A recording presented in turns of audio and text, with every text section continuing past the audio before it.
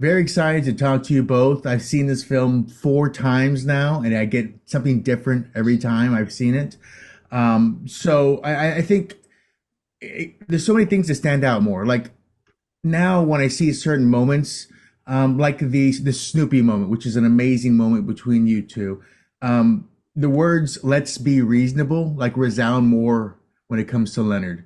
Like, what was your process of growing him and the world as he saw it through time? I always saw it in terms of them. I think it's because of the nature of having co-written the script. Um, I I always saw him as a part of this larger machine, which is the film and his function in it.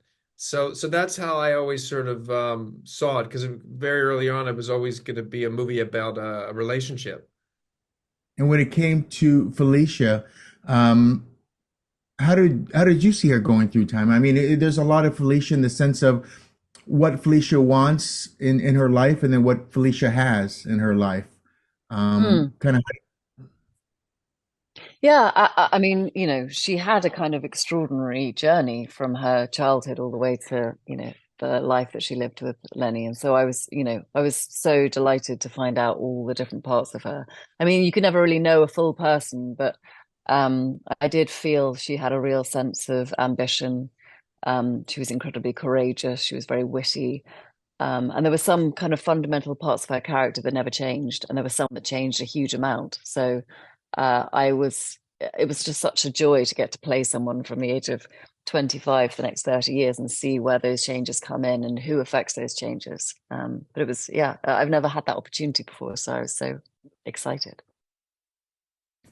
Bradley, as a director and maybe even an actor, how important is it to allow things to sit, to allow those extra moments past, cut for an actor to kind of explore a little bit, or maybe to let a moment sit within your film?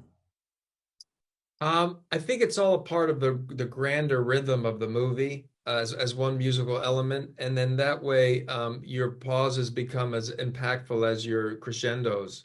Um, so again, it's sort of like all one thing. But in terms of just exploration as an actor in a scene or in prep, yeah, I mean, the hope is that two people are listening to each other, so you don't know when the cut is really going to happen, because it if two people are present in the moment with the imaginary circumstances, it could just keep going, really.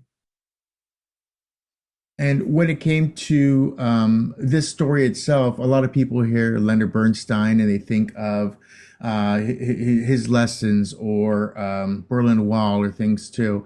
What do you say to them when you talk about the story that you wanted to tell and what you focused on in this film? What would I say to them? Sorry. I feel bad. I hope I didn't disappoint them. No, I don't think so. Not at all. Well, it's close. I have to almost let you go, but I do want to say I'm a little sad at being in Las Vegas that Lady Gaga is not performing because I would love to see you conduct her orchestra.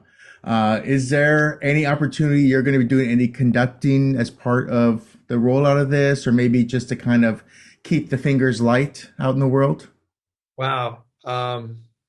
It would be a honor to conduct again. I don't know if I have the energy to do it. It was sort of like singing with Stars Born. It was kind of tied into Jackson, Maine. This is so tied into Lenny.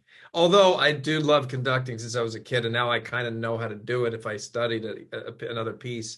Um, yeah, who knows?